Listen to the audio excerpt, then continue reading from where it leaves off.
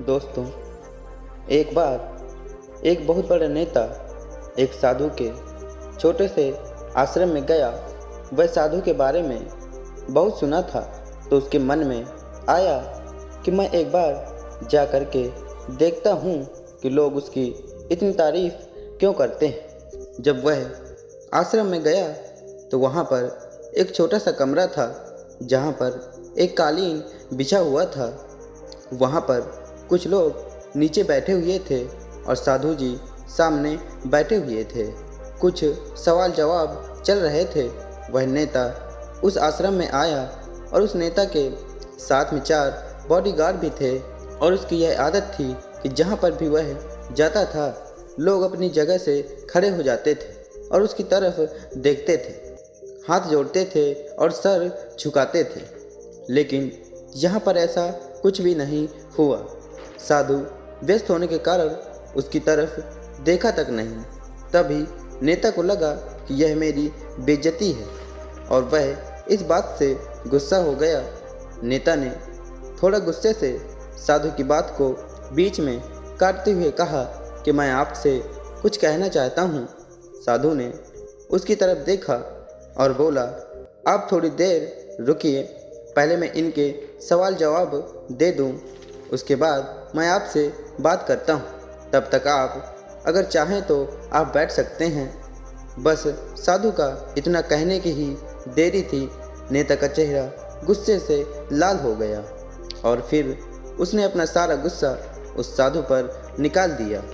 अभी तक वह नेता बहुत तमीज़ से आप कह कर के बात कर रहा था, लेकिन अब वह तू तड़ाक पर उतर आया। नेता ने उस साधु को कहा, तुझे पता भी है मैं कौन हूँ और तू किससे बात कर रहा है? साधु ने उसकी तरफ देखा और कहा, मुझे इससे कोई फ़र्क नहीं पड़ता है कि आप कौन हैं, लेकिन आप जो कोई भी हैं, अगर आप चाहते हैं कि मैं आपके सवाल का जवाब दूं या आपसे बात करूं, तो आपको कुछ देर रुकना होगा। और साधु की यह कहने से नेता और गुस्से से पागल हो गया और वहीं सब के सामने चीखने चिल्लाने लग गया, अब मैं तुझे तेरी असली औकात दिखाऊंगा। तूने मुझसे पंगा लेकर के ठीक नहीं किया।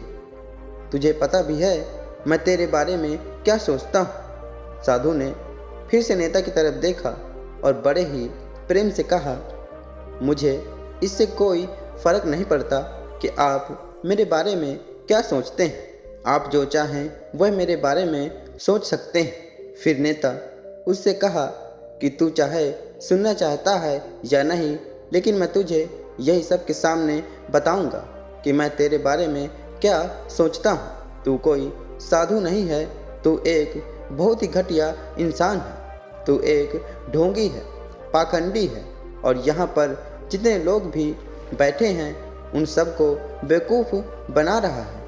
तेरा बस एक ही मकसद है, इन लोगों की जेब में जितना भी पैसा है वह सब तेरे पास में आ जाए। तू अपने फ़ायदे के लिए इन लोगों का इस्तेमाल कर रहा है और अब मैं तुझे नहीं छोड़ने वाला हूँ। पूरी दुनिया के सामने तेरा पर्दाफाश करके रहूँगा। लेकिन उसके इतना बोलने के बाद भी हल्की सी मुस्कान उस साधु के चेहरे पर बनी ही रही। यह देखकर वह और भी तिलमिला गया और उसने कहा, अब बहुत हो गया, अब मैं यहाँ 1 मिनट भी नहीं रुकने वाला। लेकिन अभी भी तेरे पास मौका है। अगर मुझसे माफ़ी मांगनी है या मुझसे कुछ कहना है तो कह सकते हो।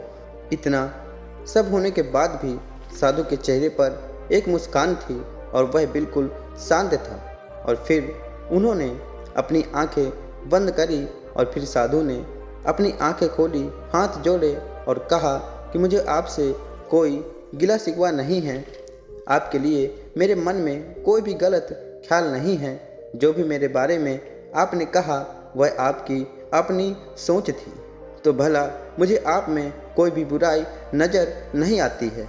मुझे आप बहुत ही भले इंसान लग रहे हैं। और साधु के इतना कहते ही नेताजी का दिमाग 7वें आसमान पर पहुंच गया। उसके चेहरे पर एक अजीब सी खुशी थी, क्योंकि उस साधु ने वही कहा जो बाकी सब लोग उस नेता को कहते थे और वह खुशी खुशी उस आश्रम से अपने घर की तरफ चला गया और जा कर के अपने पिताजी के साथ बैठ गया। उसके पिताजी ध्यान में थे। उन्होंने पूरी ज़िंदगी सिर्फ लोगों की सेवा करी थी और बदले में कुछ भी उम्मीद नहीं किया था। तो थोड़ी देर बाद जब उन्होंने अपनी आंखें खोली और देखा अपने बेटे को अपने साथ बैठे हुए, तो उनके बेटे के चेहरे पर आज एक अजीब सी खुशी थी जो आज से पहले उन्होंने कभी नहीं देखी थी।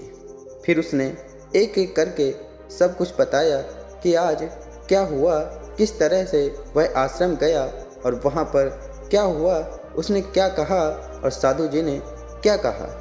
जब उसके पिताजी ने पूरी बात सुनी तो थोड़ा सा मुस्कराए और अपने बेटे को देख करके बोले, उन्होंने तुम्हारी तारीफ नहीं करी क्योंकि उन्होंने वह नहीं कहा कि जो तुम हो, उन्होंने वह कहा कि जो वह खुद हैं।